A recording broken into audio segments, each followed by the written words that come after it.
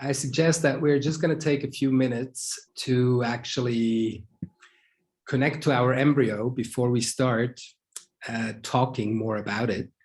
I first want you to see whether we can actually connect to that embryo living within us. So make yourself comfortable. You can be standing, sitting, even walking like Elizabeth. Probably standing still would be a good experience to do that. So just move your arms a little bit and stretch. And just like open up with the arms to the sky. Then out to the horizon. Going out to the horizon and come to the front. And also turn the supination and pronation. And then come back here. Bring your arms towards the back. And then connect to your kidneys.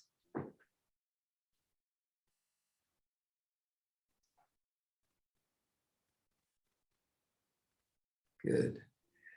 So once you connect to your kidneys, you close your eyes. And I want you to take a couple of deep breaths. Just breathing into your hands, holding the kidneys.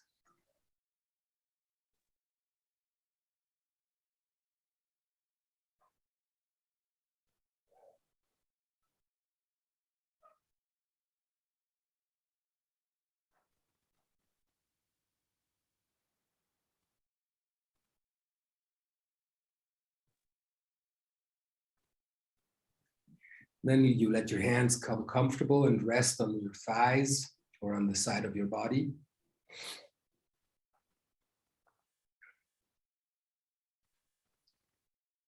And still feeling the breath emanating from your kidneys.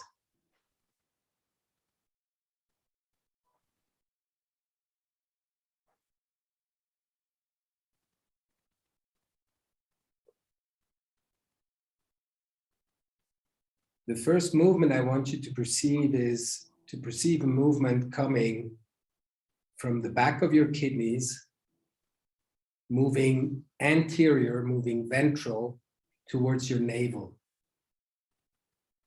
And you can take a long, deep inhale, moving forward, and exhale, moving back.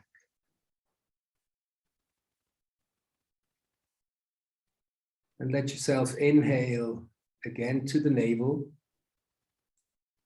And now exhale to the horizon in front of you.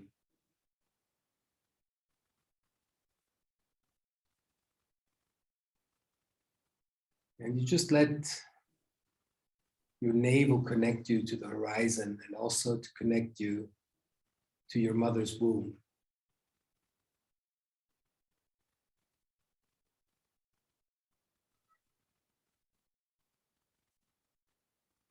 And with your kidneys, they're like two ears and also eyes, capable of sensing, capable of seeing, capable of hearing, smelling and tasting. You allow the horizon to move back towards you.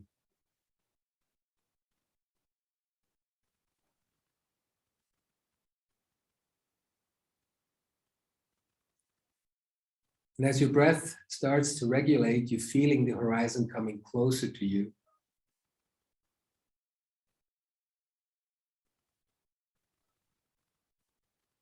It is possible that you sense a certain density building up at the level of your navel.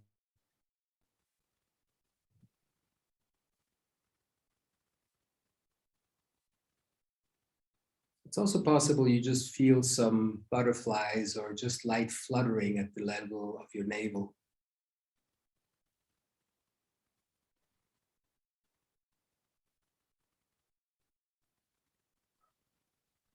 Holding our attention here at the level of the navel, we inhale and exhale once to clear our breath.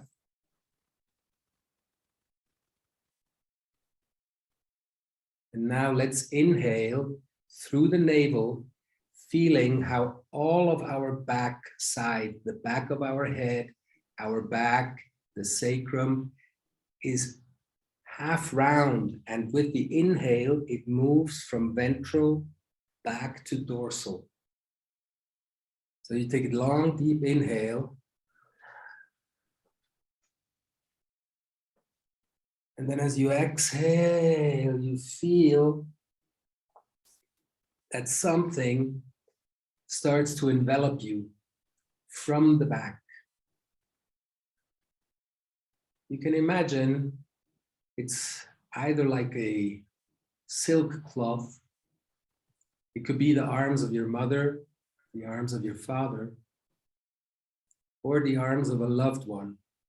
You moving with your back into their arms.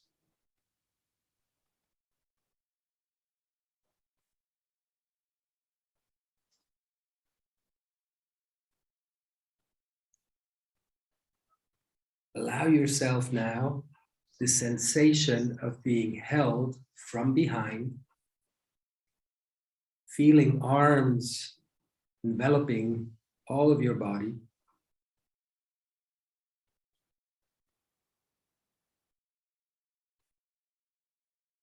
And at the same time, you can still feel how the energy is now moving from the kidneys towards the center, towards the front, the navel, out to the horizon. And how rhythmically it will move back from the horizon towards the navel, towards the back, spreading out into the kidneys left and right.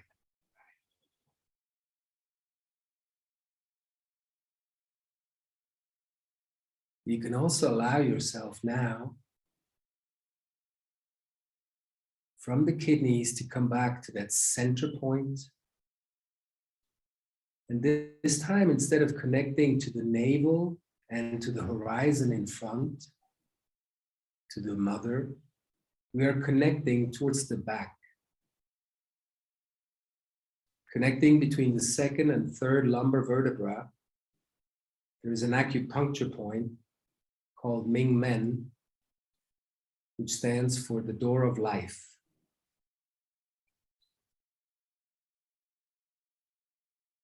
And as you allow that door of life to open up, we allow our energy to move out towards the energy of our Father, moving to the horizon behind,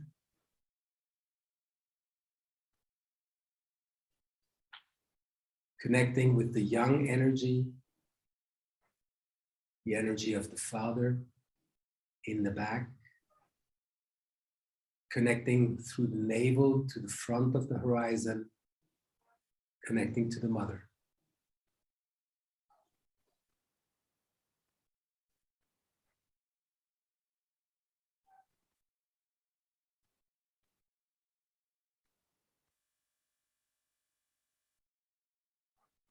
And as you just let your breath flow in and out,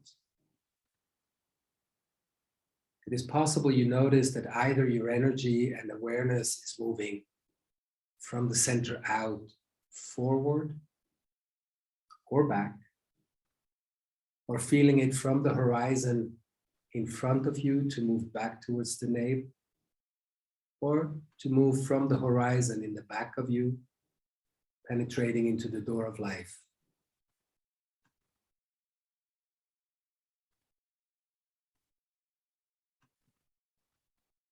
Now from the kidneys, from that horizontal base that we have created now, to the front and to the back, we allow our consciousness to ascend vertically, feeling that from our roots, the kidneys there is a rising energy from our pelvis, which starts to move up, creating our belly, creating the thoracic space, creating all the way up to the head, what we will call the neural groove.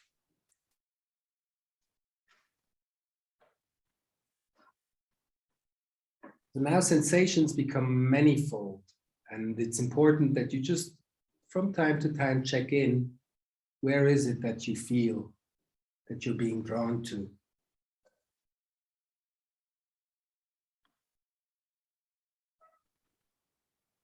Bringing your awareness now to the verticality, to the vertical axis, moving through the center of your body. You allow your head to gently drop, just flex a little bit.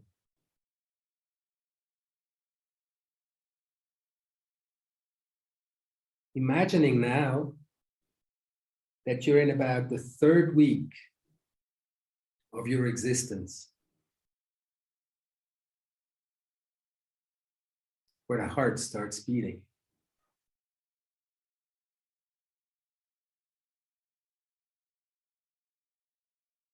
And you imagine that your face is resting against the heart volume. So imagine that your head is turning all the way so that the face looks towards your spine, but actually it's in direct contact with the heart.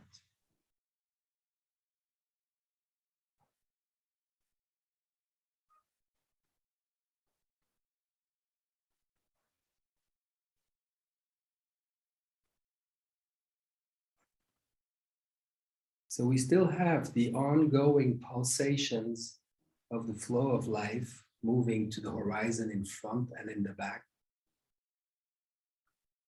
At the same time, we can start to perceive the vertical flow from the heavens down to the earth and the counter movement from the earth back to the heavens.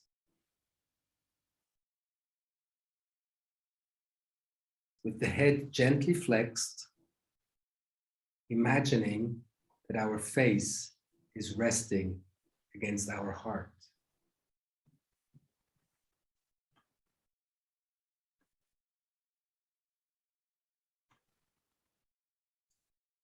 Feel the gentle pulse of your embryonic heart.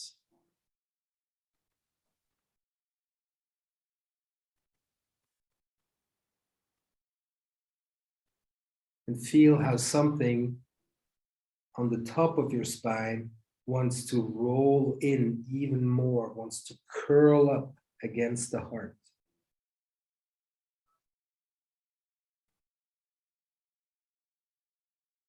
At the same time, you allow your coccyx to also tilt forward a little bit.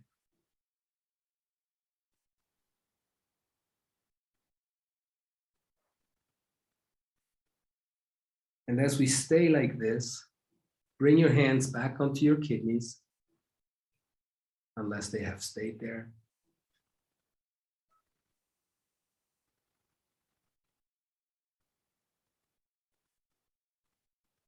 And let yourself drop deeper into the stillness of your heart.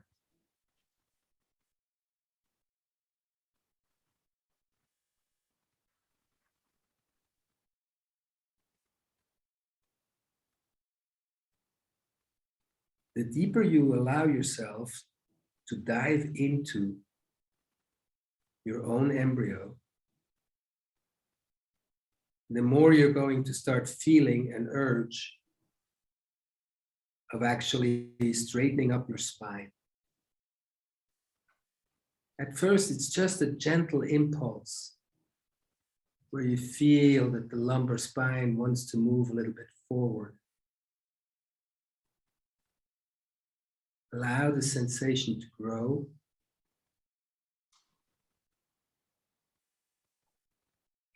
Observe your breath. And after a good deep exhale, when you feel the rising of the energy from your caudal pole, from your pelvis, you start to inhale deeply and you let your arms rise up to the sky.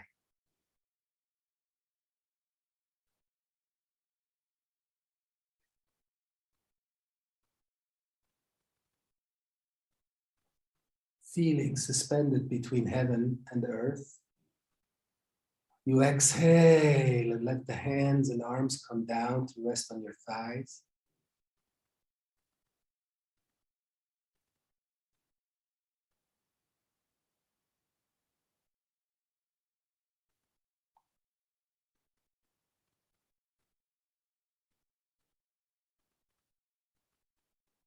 And now you allow again your head to gently flex so that the face looks at the heart. And you inhale deep and you let both your hands come and connect to your heart. So this time the head is flexed and the hands are crossed over the heart.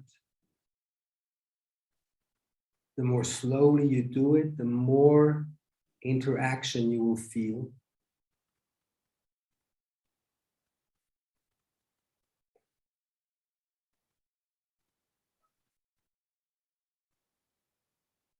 And as you inhale gently and deeply, you will feel that the sternum starts to rise a little bit. And also the head starts to lift. And as you exhale, the sternum drops, the head flexes more.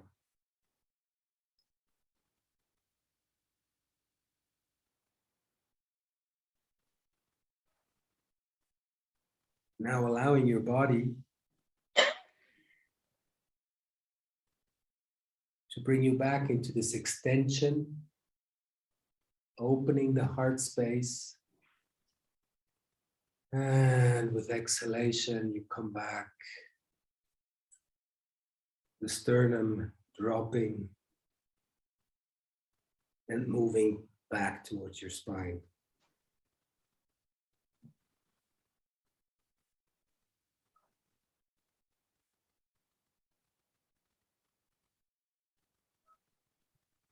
And as you allow yourself to go through these gentle inhalations and extension movements,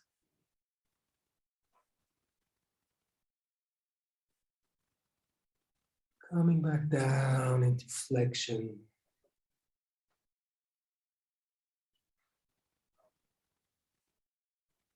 You can feel the exchange between the heart and your hands. And on the next inhalation, you open up completely, you open your hands.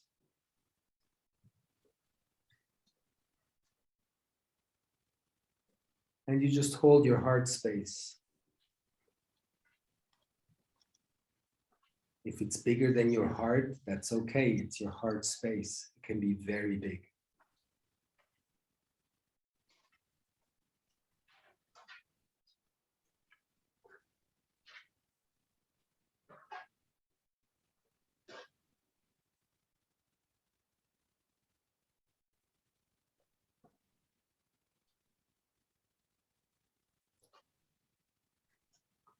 Then when you feel that the connection from your heart to your hands is complete, you let your hands come back on your thighs, on the side of your body to rest.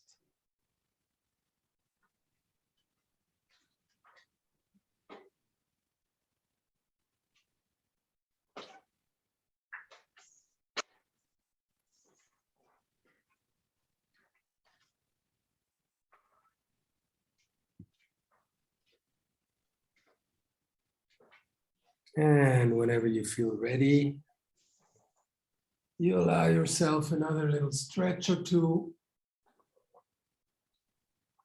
noticing What has changed to the first time we stretched about 10 minutes ago?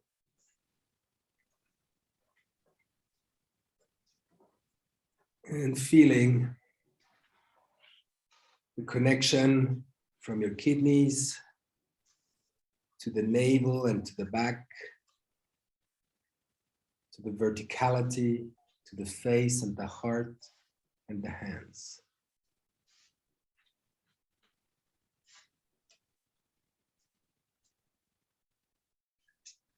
And whenever you're ready, you gently open up your eyes.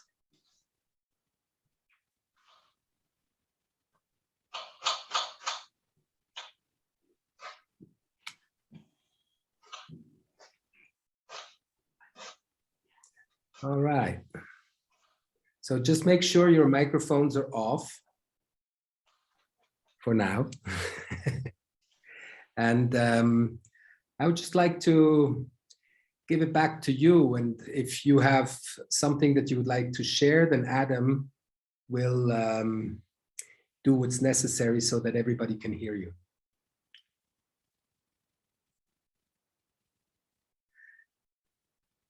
So, does anybody has anything to share about this little meditation? That's Elizabeth. So Elizabeth, she just have to switch on there, the micro. I try. Yes, okay. We yes. can hear you. It works. While I was really outside in nature, still I'm outside and I have like horizons, the evening sun, and it was on top amazing feeling to connect and to dive in this like curl or in this round like embryologic start or beginning where I was really like this, and with the breathing it starts with opening and go it's like a wave. It's similar a little bit like a wave. And the horizon was always a stabilization in the verticality, in the horizontal line, but I felt also this Zug, like a tension or like a to go like straight up. Yeah.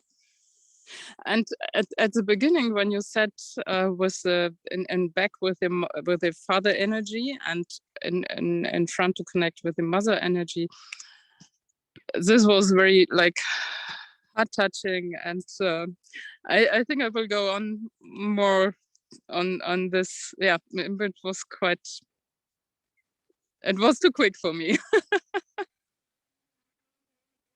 Thank you, Jörg.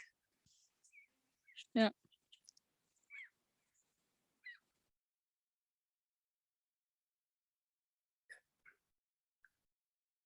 All right. Thank you very much, Elizabeth, for sharing. Anybody else?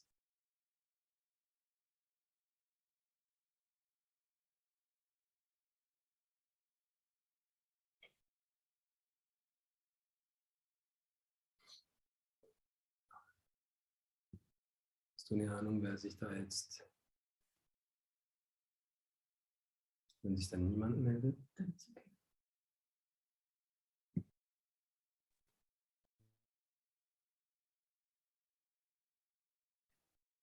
I was emotional. Okay. I felt tears in the back of my eyes all the time. I don't know if it's because of this exercise or listening to your voice that I was missing for a long, long time. And I felt this is what my heart really wants to do. And yeah, I don't know, I want to cry. Thank you, Thierry. Thank you.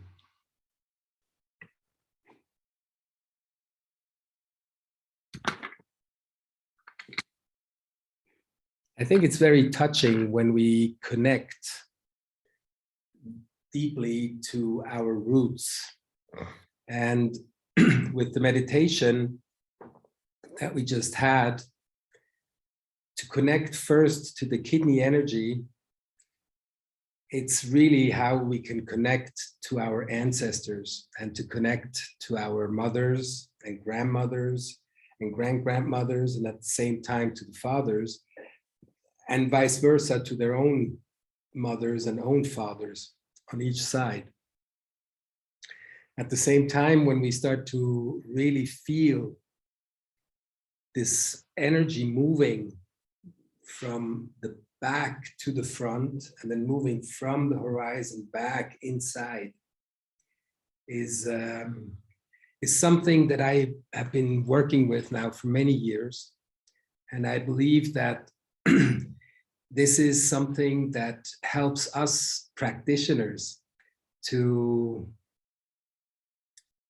just be more connected on the one side to ourselves, and on the other side to also connect to the being that trusts us so that we can touch them or that we can work with them.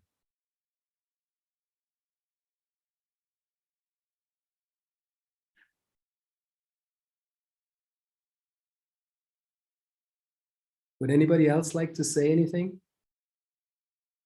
Otherwise, we'll just go. Hi. Yeah, hi, Snea. Yeah. I did find it a little difficult to connect. I think it also has to do a lot with our relationship with our parents as of now. And I think that also probably comes in the way of being able to associate the cues and embodying what you're saying. There was so much of a connect in the beginning, and then the deeper the harder I tried to connect with the father or the maternal energy, the tougher it became for me. That is something that I noticed for myself. Yeah. Okay. Do both your parents still live? Are they alive? Yes, they do. They do. Both of them are alive. Yeah. Yeah. Good. So maybe it's just simply important that before you connect actually out to them, yeah, you were just connecting to yourself. Yes. And as you were saying, that this connection was very strong. Yeah.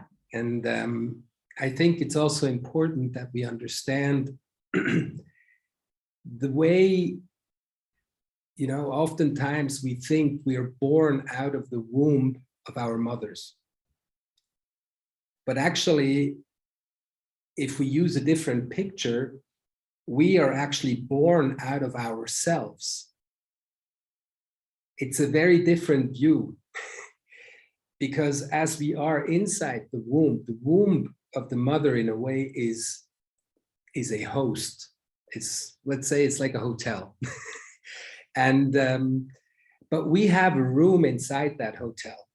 And that room for ourselves is really a closed space with our amniotic fluid, with the whole bag inside of which we are. There is, of course, a direct connection through the placenta with the uterus and with the mother. But if we look at it on a very individual level, then it's possible actually for us to also understand that we are not born from our mother or from the interaction between the father and the mother. Of course, there has been a spark, and this spark, this ignition, allowed us to come into existence. And maybe if you just work with that, to just first connect to yourself and to be born out of yourself. And then in a couple of days, you know, check back. If you're somewhere where you have the good horizon in front and in the back and all around you, And then see if you can actually reconnect out to the horizon, in the front, in the back. I absolutely loved what you're saying. It kind of summarizes my mental and emotional state as of now. Yeah, my personal journey. Yeah, it absolutely summarizes it. Yeah, thank you. You're welcome.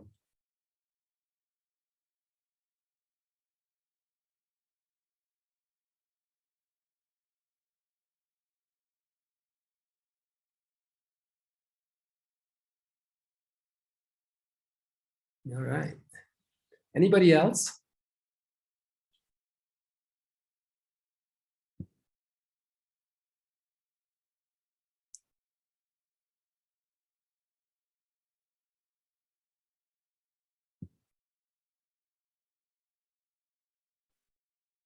Sure. Yeah, the kidneys it was amazing to connect deep down. Took a little bit of searching to begin with to find them, to connect with them. And after a while, my arms got a little stiff. But I too felt, I felt some tears in there. I felt some emotions welling up, some deep stuff. And it easy to reach out to my mother. My father, a little bit empty or a little bit further away, a little bit harder to reach. But there. And very powerful the way the energy goes out, but then it comes back in. I feel that kind of pressure building up there. Yeah. Slightly envious of Elizabeth there, actually being out in the wide open space, connecting with the horizon. I was reaching out beyond the wall, being inside, and I definitely feel a lot more embodied and calm after the meditation. I feel kind of like really snug, really well held. Energy is kind of wrapping like a cloak around myself. You're welcome. I did see that actually you kept your hands on the kidneys. And at one point I actually said, bring the hands back and rest them on your thighs. So I imagine that it did at one point, is not the most comfortable of positions to stay in. At the same time, I was very happy. That's wonderful. That is really wonderful. Yeah, I have the privilege to sit right now in my practice, and I have a horizon straight out on the mountains, still covered with snow, and the first leaf trees that get their leaves back, and the little cherry blossom tree that it's in full blossom as well. So it's always good to have the possibility to see the horizon when we do these kind of meditations. Okay. That is really, really important. Especially, I think, also because first we were working on this more horizontal plane. And from the horizontal plane, then we shift into the vertical plane. And out of that, actually, we come back also to the third dimension, which is like in the horizontal plane, we have above and below. And in the median plane, we have left and right in the verticality. But then also we have a front and the back.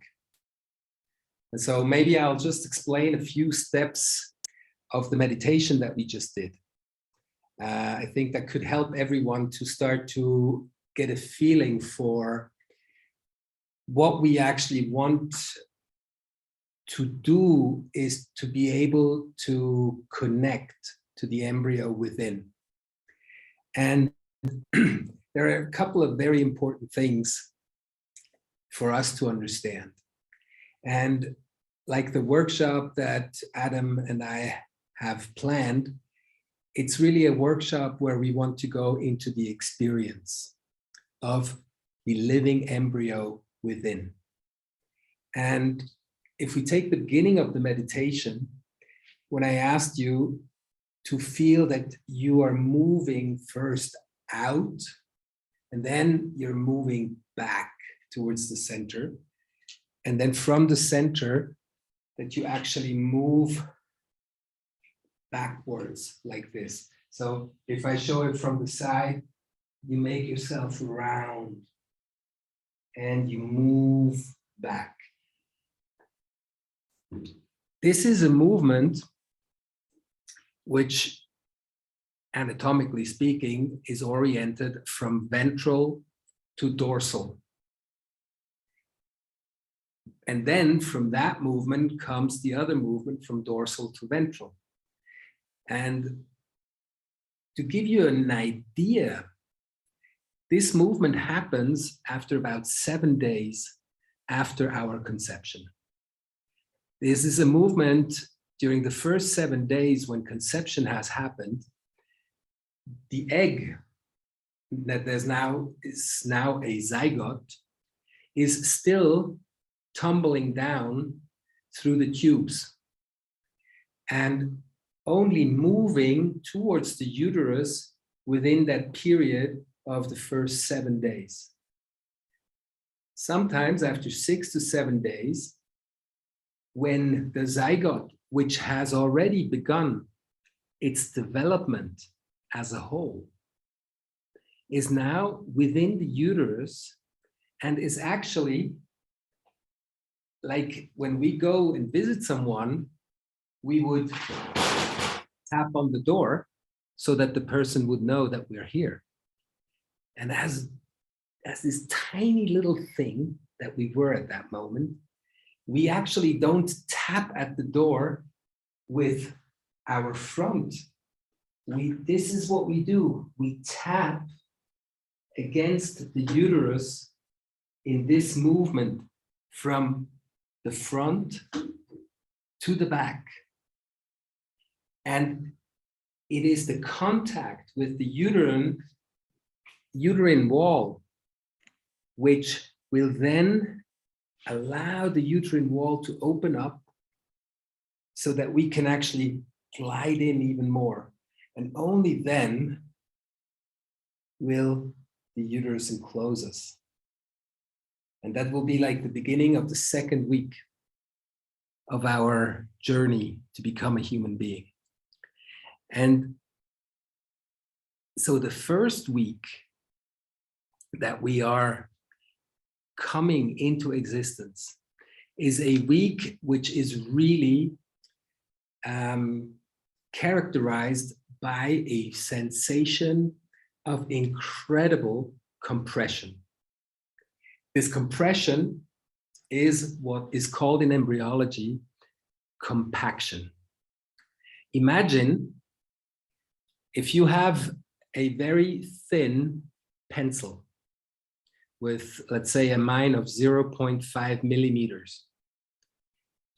And you make just a tiny, tiny, tiny little dot on a piece of paper. And then you meditate on that tiny little dot. We have to be aware that this dot on the piece of paper seems two-dimensional. But in reality, it is three-dimensional. It's a volume, it's a sphere. And at the moment of conception, when the chromosomes from the mother and the chromosomes from the father create us, we exist from that very moment on as a whole. This is a very, very crucial point. From the start, when conception has happened, you are a unique individual that only exists within your own reality.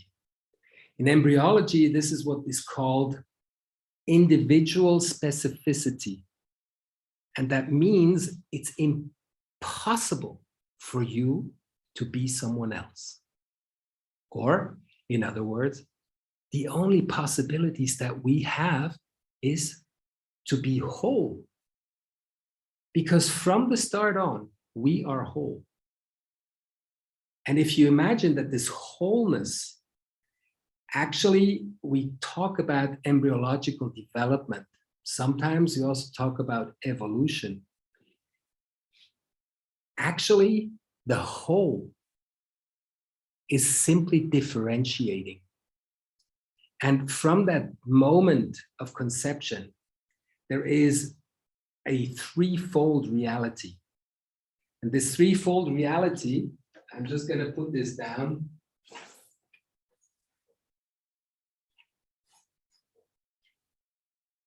I don't know if you can see my little dot here in the back.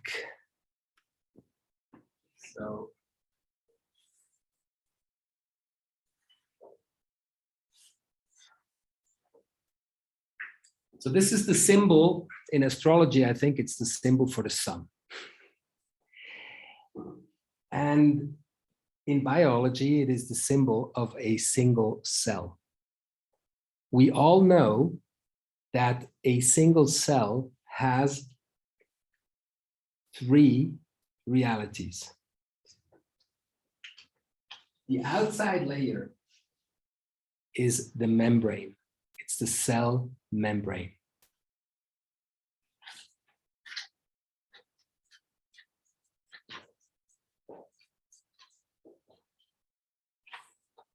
The inside of the cell is called the nucleus.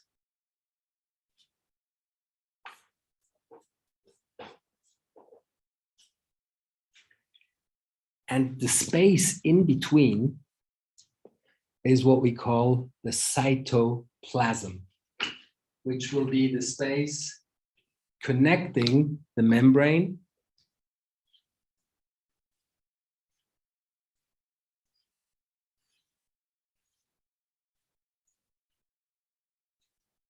with the nucleus. This trinity will differentiate. The first week, we are one. In the second week, we become two. In the third week, we become three. And in the fourth week, there is one special movement which will occur to allow the first three movements to repeat and repeat over and over again in different realities in order to create the human being that we are from the start. So when I say in week one, we are one, that means embryologically speaking, there is only one disc. There's only one reality. In the second week, when we implant by moving backwards, the exchange that starts to happen between me as a zygote and the uterine wall will create from this single disc of the first week a second disc. So in the second week, our so-called reality becomes twofold. And this twofold is being defined like the cell membrane. There is an exterior environment and there is an interior environment. The cell membrane filters the information coming from the environment and filters the information that can go into the cytoplasm. And from there on, there will be information sent to the nucleus, and the nucleus then unfolds the genetic information that will be sent back out to the cytoplasm, and which will then be again communicated through the membrane. So in the second week, we're two, where there's two discs. There is an external layer called the ectoderm, and there is an internal layer, which is called the endoderm. Then as week 3 starts, there is the separation the separation between the ecto and the endo. And now the space between my hands that you see has a black space because of my t-shirt. This space becomes the meso, the middle. And this meso is able to connect to the outside and to the inside.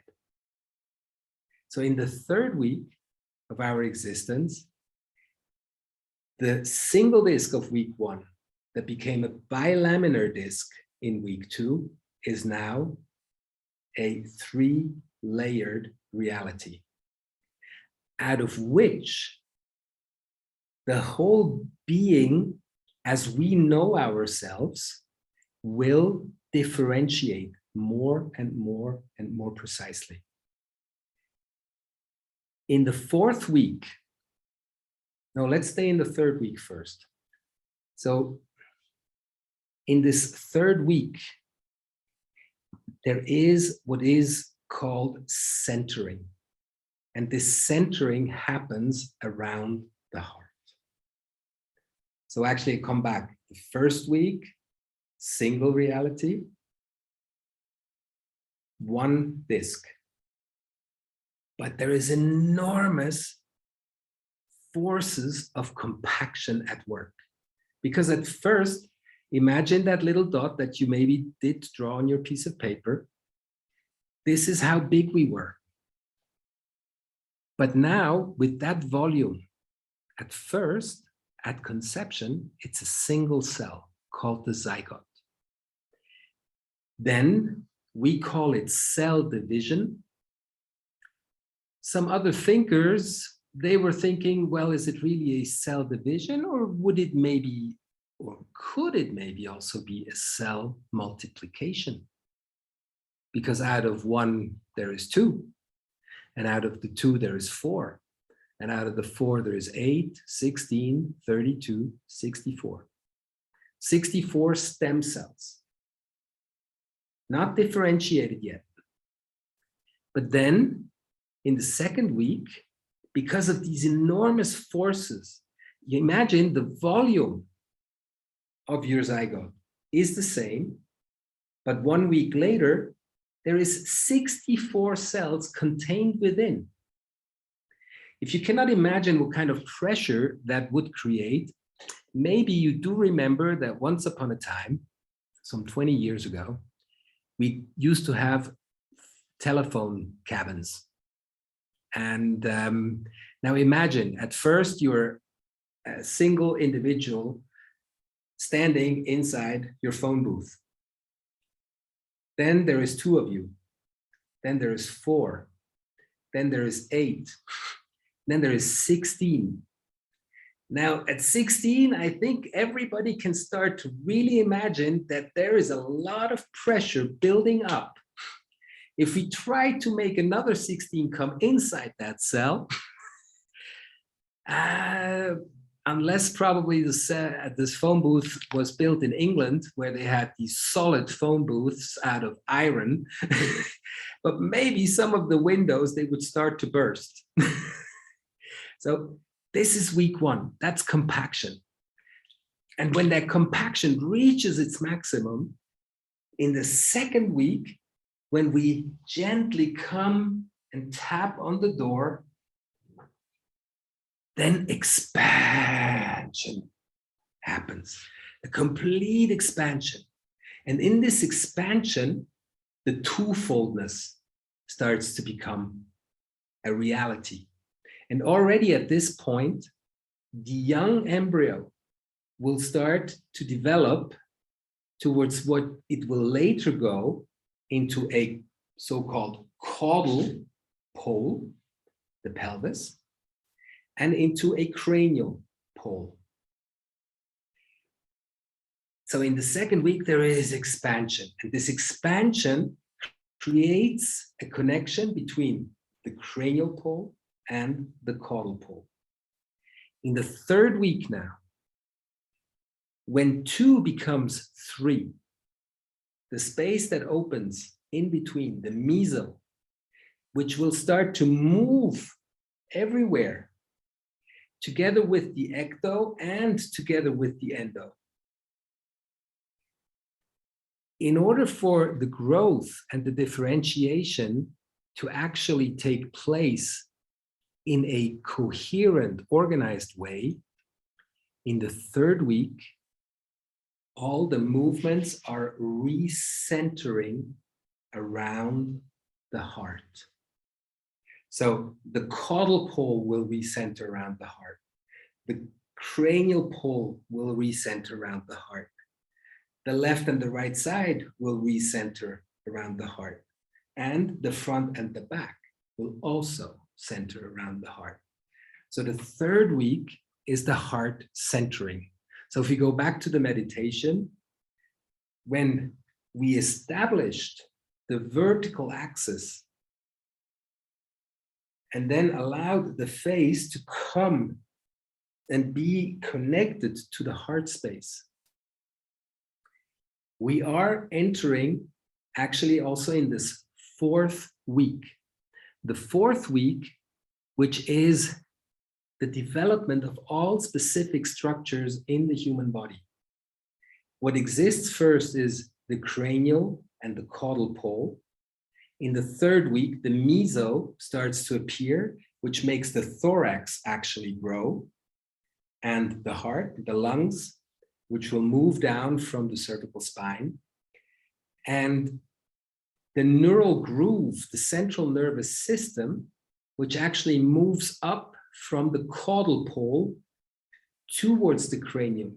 So imagine there is a growth that grows upward vertically, but at the same time, there's also a vertical downgrowth happening. And in this 4th week, the whole specialization or differentiations that are going to take place, as you look at me from the front, if I open up like this, and I come back like that, and I open back.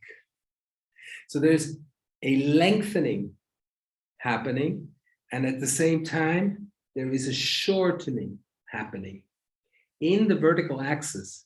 But at the same time, if we take the reality of the heart centering, and when we connected our hands to the heart, there is also a horizontal lengthening and a horizontal shortening. So as of the 4th week, when we move into the stage of what is called ontogenesis,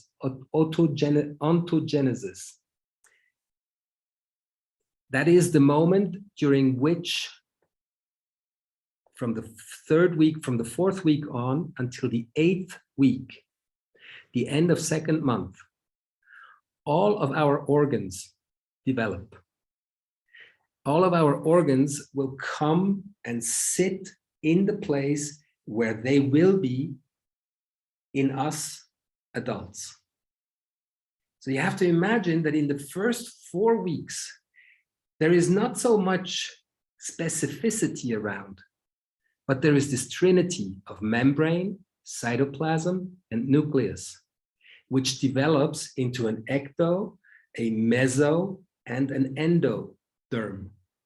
The endodermal layer will be the same as the nucleus. The ectodermal layer is the membrane, the cell membrane, and the cytoplasm is the meso. And in this mesodermic layer, which creates spaces which can then be filled by the organs, and at the same time, which will create envelopes for the organs. It's amazing that from the 4th week on until the end of the 8th week, we completely develop ourselves. Our arms and hands will already be there. Our legs will already be visible. The face is visible, the eyes, the nose, the mouth. And this is just an amazing journey that we can learn to tap into, learn to connect to this embryological motility, to this power at work. And if the question arises, well, but why would the embryo still be alive in me today? So I'm asking you actually, how could it be possible that the embryo is still alive today? And the answer to that question is, if the embryo wasn't alive anymore, then we also wouldn't be alive anymore. Our bodies, they recreate themselves over and over and over again.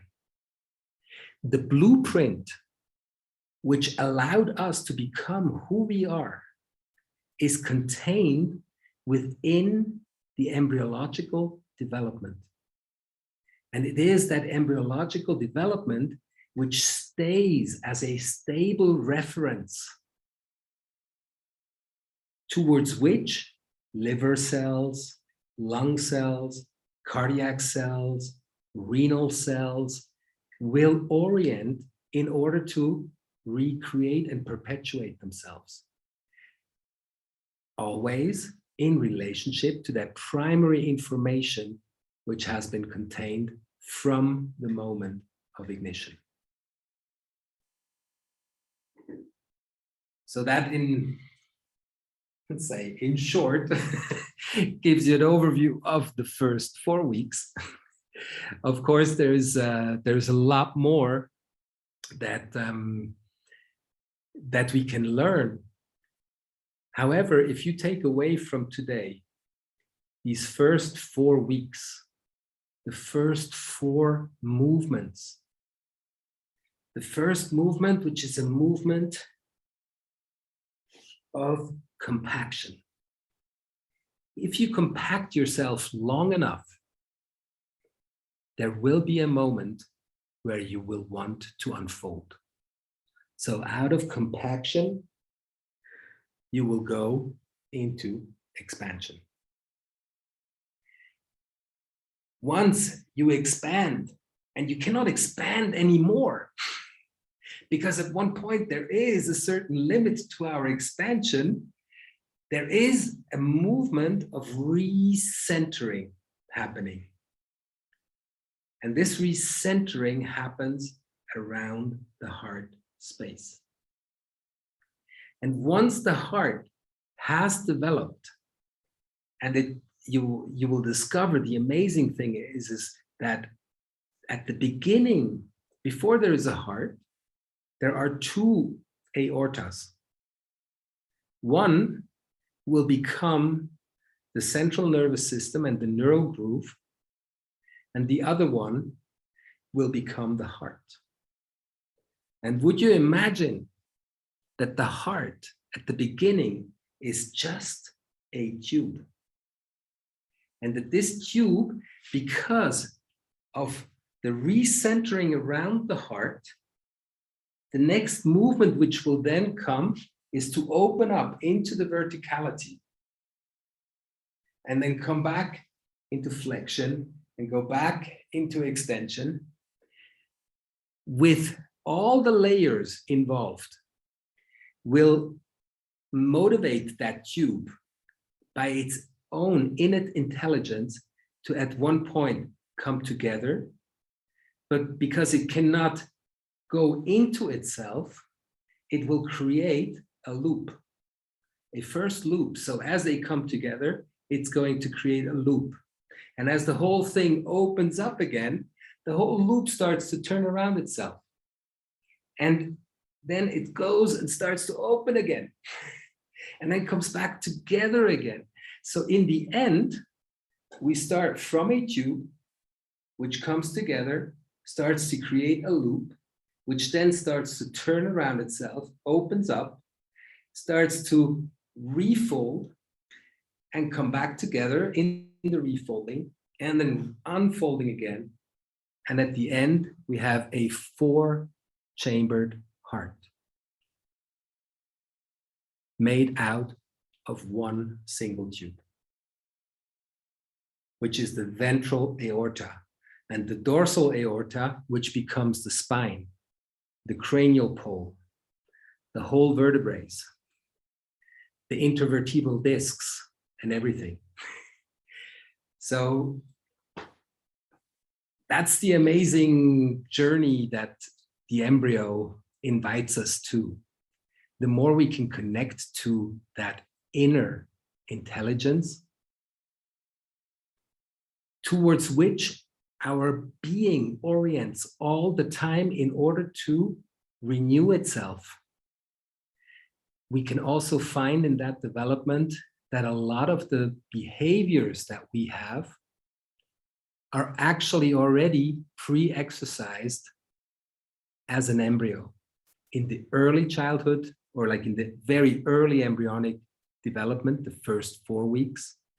And then from the 4th to the 8th week, where we just differentiate, the organs come into place and everything is set. Have you ever imagined, how do our hands and arms actually grow? You know, is it like, does the growth of the arm start here at the shoulder by first pushing out the humerus and then creating a radius and an ulna? Or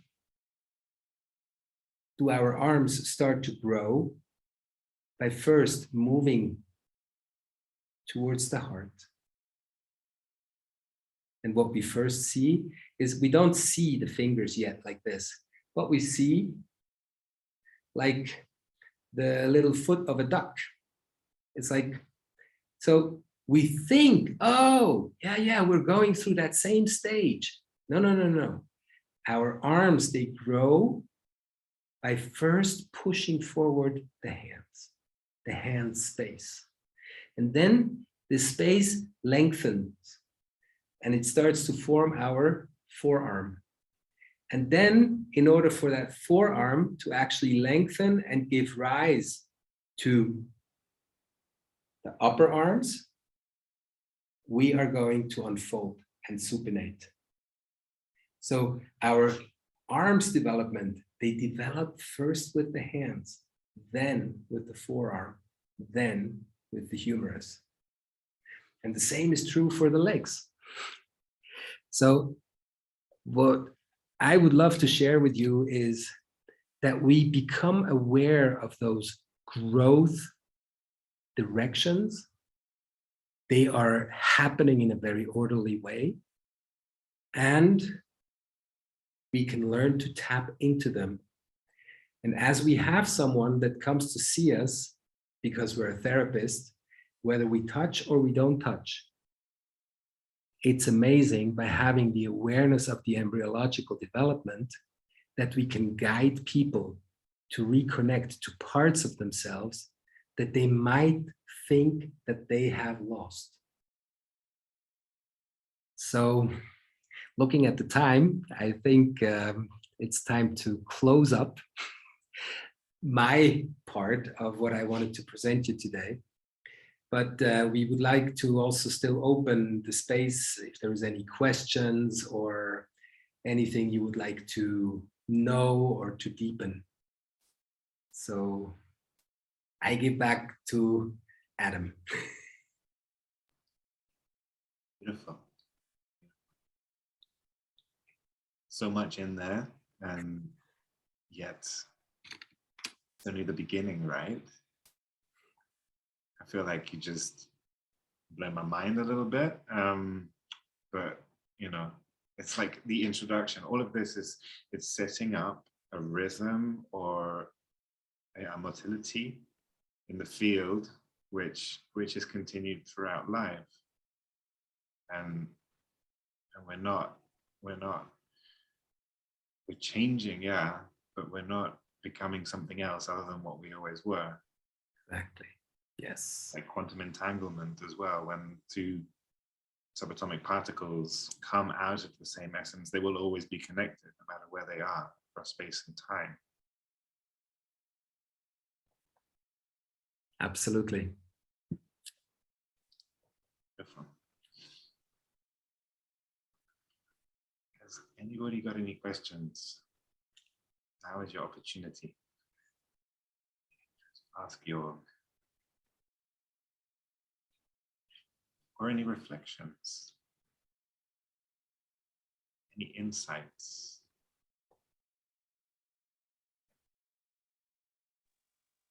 Hello, everybody. I was wondering, like you say that when the heart is doing its movement, then it's spreading far. You say, is that? I am not sure about that. And this, yeah. At first, it's a tube, and that tube will fold. So it will come together, but since it cannot grow into itself, when the two ends come together, they create a fold.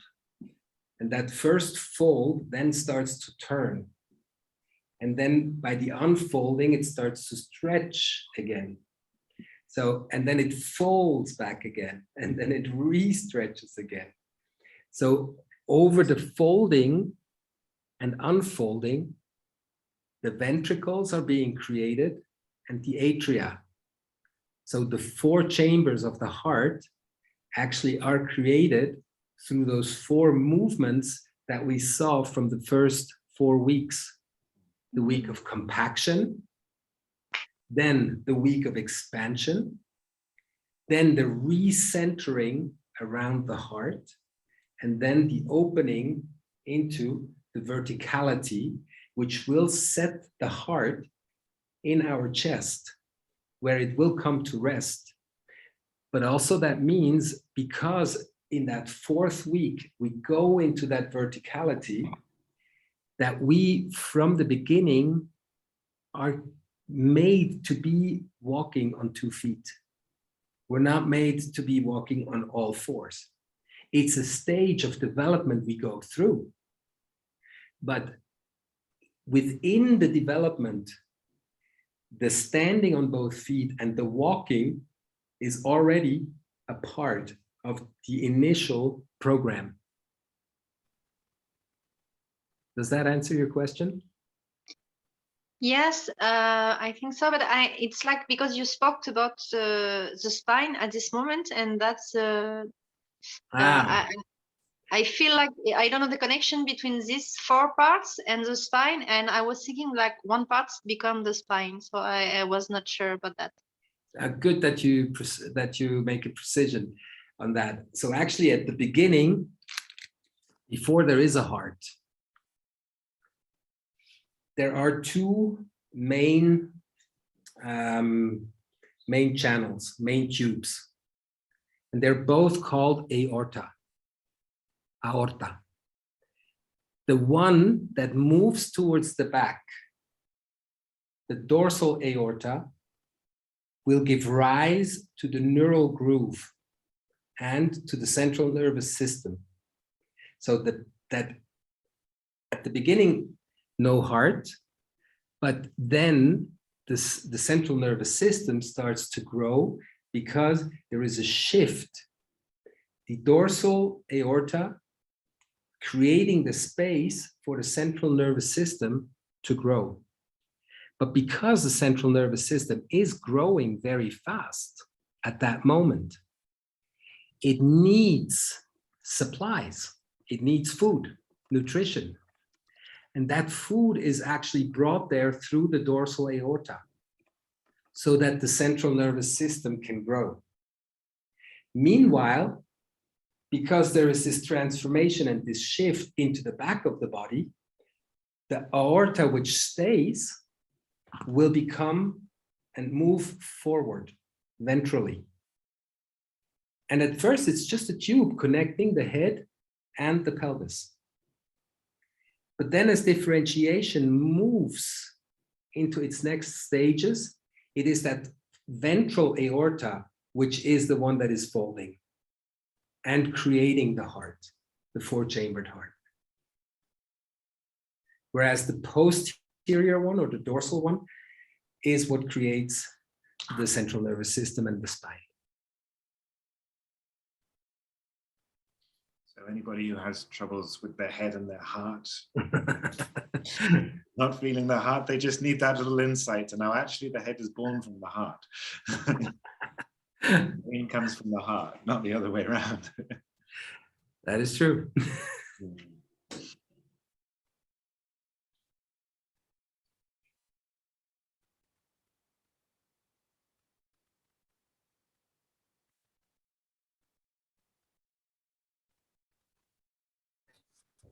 I want to make a point clear.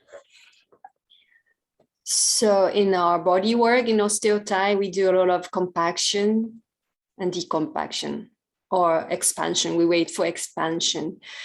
And this story of embryo sounds like the first compaction and expansion creates ourself. And it's like a big bang. And there must be like enormous power in it. Yes. Like pushing the phone booth. Right. Either way, I would say European phone booth is bigger than Japanese. Maybe 5 is enough. So, and also that power help us to recenter ourselves, which in modern life, all of us needs, like myself and the clients. So when we work with compaction or we work with expansion, is it like inducing that state in the body work to bring up their like this power of building up and recentering? Like, is it like a kind of call for the body to, let's say, remember or redo it so that we can go back to our center again, like embryo? So is my understanding correct? What I would specify is that by going into a compaction, we allow the body to reconnect to its own potential of compaction, which is still there. So in a way, when we move into a compaction, we also activate the whole embryological intelligence of the first week of growth. Then when the expansion comes, it allows actually the physical body, the cellular body, to reconnect also to that second week of embryological early development. And as then the centering is happening, we are in the third week, recentering around the heart. And then as we move into the fourth week, which allows us to lengthen the axis between the head and the pelvis, to allow the legs to grow and to allow the arms to grow, we also reconnect to that intelligence. So the intelligence, in a way, it's always there. And all of us, we have the experience of sometimes we feel completely expanded. Sometimes we feel rather compressed and condensed. Other times we feel really nicely centered around the heart. And some other times we just keep on marching happily through life, knowing that everything is just the way it has to be. So I like the way you explain it in your words. And it's not so much an induction. I would say it's rather like we dial the phone number, and on the other end answers the intelligence of compaction, or the intelligence of recentering, or the intelligence of expansion. And in that sense, I think that's what you also were expressing. It's really to connect deeply to that inherent, innate energy Inherent means it's been there from the beginning. We have, I think most of us, we have all heard, you know, the human embryo moves through the mineral stage, then goes to the vegetable stage, then comes to the animal stage, and then it becomes a human. But that's not true. The human is human from the very beginning. We cannot become anything else but ourselves. That's what Adam said so nicely. We are a whole from the start. And this wholeness differentiates. Sometimes in some of the differentiations, there might be deficits or there might be excess. Nevertheless, there is an innate intelligence which is coordinating the whole thing, allowing us to become who we are. So there's also this, I am whole and I am becoming. But in the becoming, I cannot become more whole than I already am. So that's the question I'm going to leave you guys with. So, if I cannot become anything else than my whole, what am I becoming? One of the first Greek philosophers of 500 before Christ, Heraclitus, said that I am the being of becoming. There you go. Riding the celestial wave. Yep. Yes. I like that one.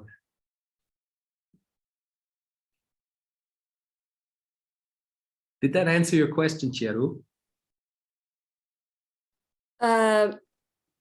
Yes, and more than that. So it's like a really amazing to imagine that in my body work, I'm not kind of giving the treatment, but I am kind of having dialogue with inherent energy to reconnect. Mm-hmm. Even talking with the intelligence of embryo time, which stays till death, I would, if I understand correct. Yes. And so we are whole, even though we are sick or we are hurt, maybe, but somehow we lost sense of The whole. or whole. Like we feel like we are divided in this modern world, which is the cause of problem looking reality, which is maybe not a problem at all if you see from different level.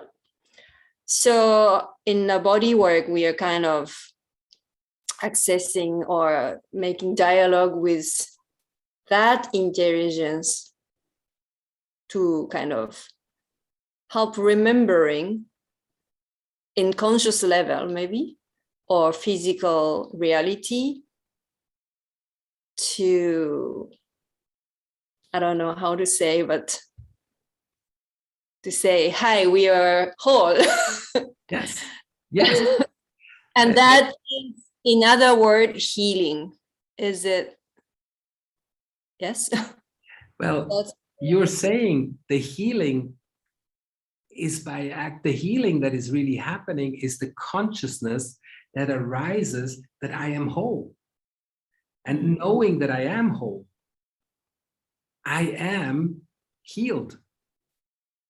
It reconnects all the different parts or the different parts of us which might have been scattered because of life experience.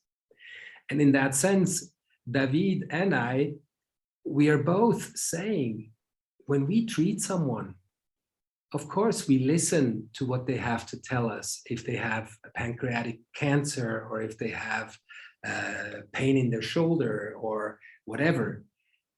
But that is not what will determine the healing for that person.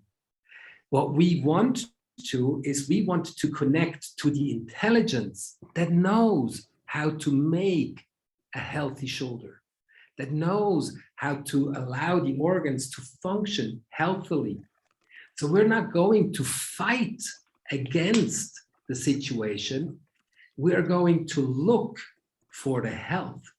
And by looking for connecting with that embryological intelligence, which is there, the body will do what it needs to do in order to realign, reconnect, and allow the being to have a shift in consciousness of being whole.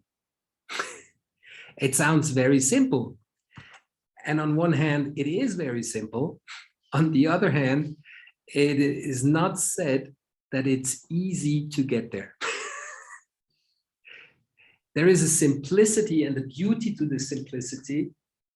And at the same time, I think we all know from our own life experience that it's not always easy to find back into that state of consciousness where we perceive ourselves as a whole.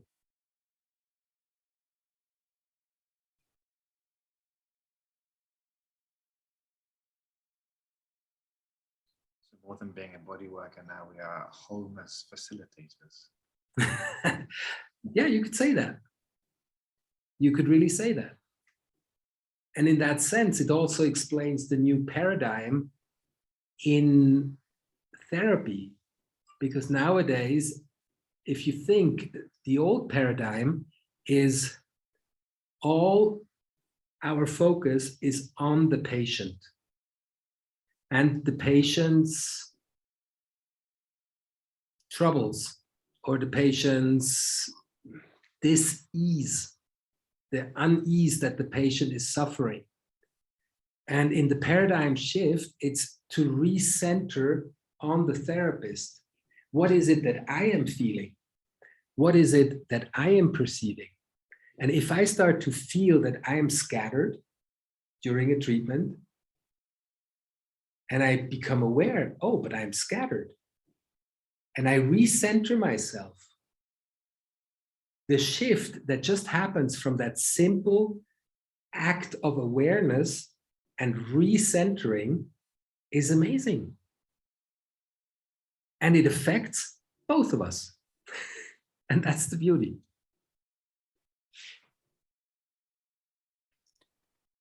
It sounds like a resonance. Resonance, yeah, resonance. Just by maybe being there, a centered person, like super extremely centered person, like Buddha maybe, just being there, even without touching. It's a call for this intelligence. And we will come back to, Yes. to who we are. And there's no more problem. Where, I mean, there wasn't problem from the beginning till now. And we just realize. That's right. And I think that's also very crucial what you've been just saying, because the way I perceive embryology is I really relate to one embryologist's work whose name is Erich Blechschmidt. He used to be he was a German embryologist. And what's really beautiful in his books, the way he describes the growth of the embryo, he talks about how it all works out to be whole. And if you take any other embryology book written by however smart the people are, you open up those books and immediately you have hydrocephalus, spina bifida, there is an arm missing, or there is a big, huge head full of water, or the spina bifida, if the spinal processes, they don't grow together, and then all of a sudden it creates a big pocket.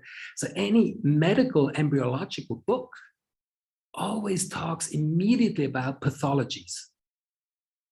And Blechschmidt was the only one who just simply said, look, if it all works out, this is how it works. And there is an intelligence to it, which is definitely seeking to simply unfold its wholeness in all its different facets. And that's what I think is the beauty of it. Can you write the name of the book in the discussion, please? Yeah, sure. Yeah. So you will find Erich Bleschmidt's book. You will find them in English. They finally have been translated into English. Unfortunately, it's only English and German. So far as I've looked, there hasn't been any translations. So let me see how I can. You are here to filter that knowledge and to pass it on to us, Jörg. So I just posted the name Erich. Oh, did a little mistakey there. Erich. Then it's BLE, not.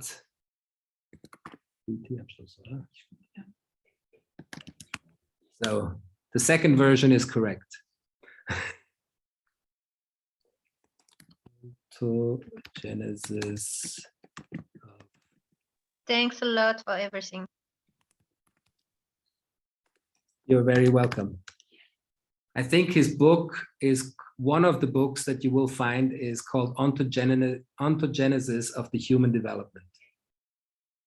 But at least with these two informations, you should find, you should be able to find the books in English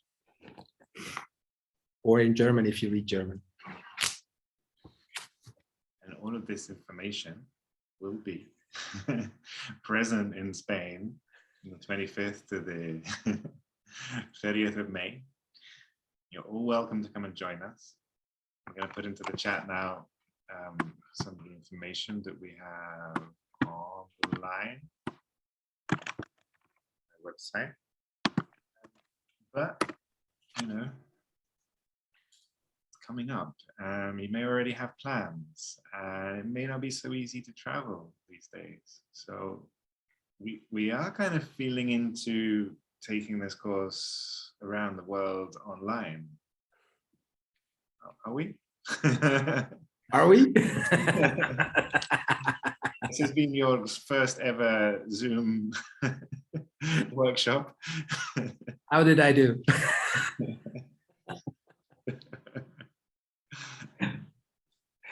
Anyone? I think you did a great job. Anyone else? Thank you. Yeah. And it's, yeah, such a comprehensive and detailed subject that many people like to sort of read as well, and will have images, and just to explain and to give birth to these concepts using your hands and the mind-to-mind communication. It's beautiful. It is beautiful. I like to listen and pick myself up. And, yeah, feel those words moving through.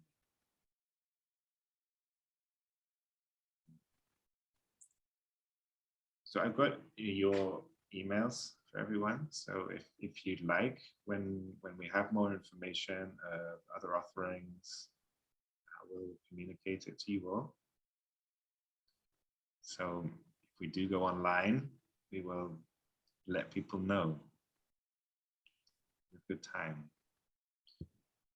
And yeah, I feel like the benefits of going on retreat, of retreat-based learning, of spending a week together, is not only to fully assimilate the information and to learn the lessons, but I was just thinking when you said this, Charu, that we're inviting each other into wholeness, or inviting the person that we have in front of us into wholeness. And yeah, we need each other.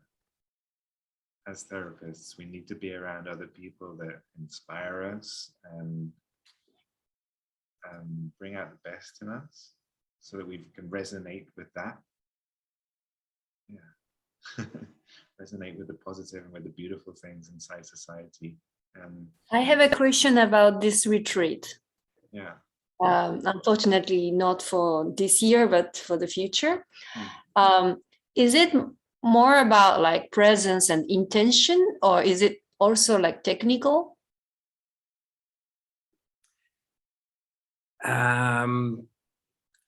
It's not technical. You can't say that. However, we can learn from the embryological intelligence. So if we can call this a technique, then we could use presence and intention to connect to that intelligence. But in the end, it's the intelligence that's really teaching us. By being able to feel within ourselves the movement or the different movements of the embryo, we understand on a very, very different level the movements that we feel when we touch somebody. So I would say it's much more than a technique. It's what some people in the New Age call, it's to tap into the wisdom of the heart.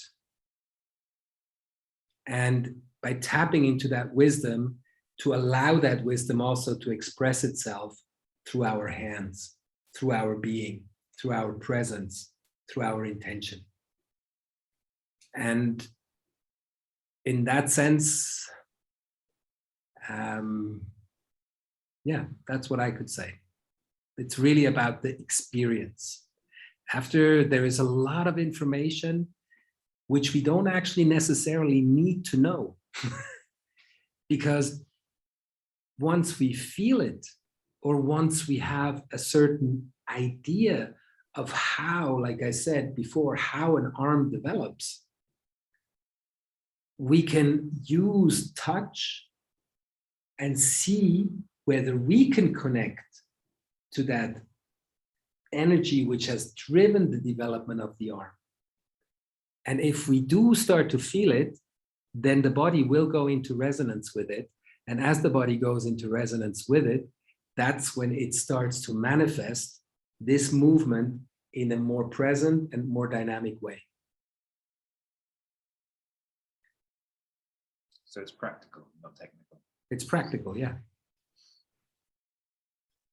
It's like when you retreat, sorry. It sounds like giving more life to the technical part, or not to create more technician, but to create wholeness facilitators. And, yeah, I would really love to join. So please announce like 8 months before May, or it's too early this time, too quick this time. Good. Thank you for the feedback. When is the retreat? 25th of May. Okay, but you will send us the links for. Yeah, I just sent in the chat a link to the Innocence Okay. website. Okay. And it's the Ascension workshop, because it's on Ascension Sunday, Ascension Day, in the Christian calendar, just like today is Easter Monday, celebration of rebirth. Exactly.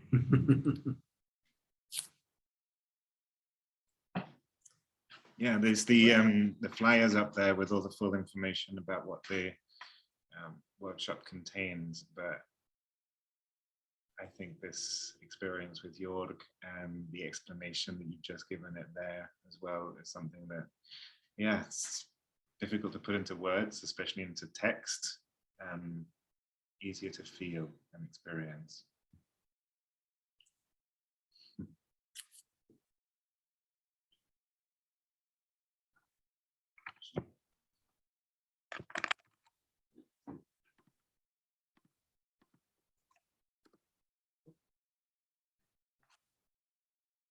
You see that now, Julia?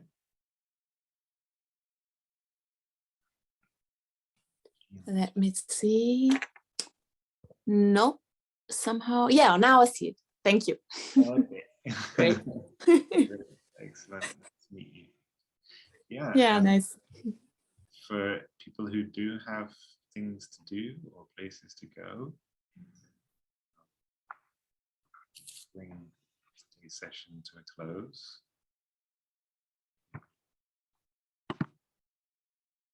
Like to say a few words or a closing meditation or something else? Well, let's just stay connected, because we are. And I wish everyone to be able to experience the horizon. And from the kidneys, you can also try to perceive the horizon from the third eye, moving to the back of your brain. This is also a very good experience that you can have. And yeah, love to see you at the workshop or love to see you any other time in any other setting. And wishing all of you a great end of Easter.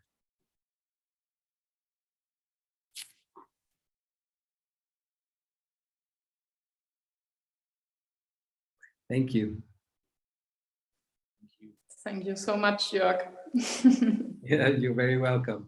It's a pleasure. Yes. Thank you, Jörg. Thank you. Hey, Eric. Hey, Jörg. So good to see you all. Good to see you. My God. Going back to Thailand? No, I'm actually going to see David at the end of the month or the beginning of May. Yeah. Brilliant. Yeah. In France. So excited. And so hopefully I will see you all sooner than later. It's been a wild ride these years, missing you all so much. Yeah. Definitely.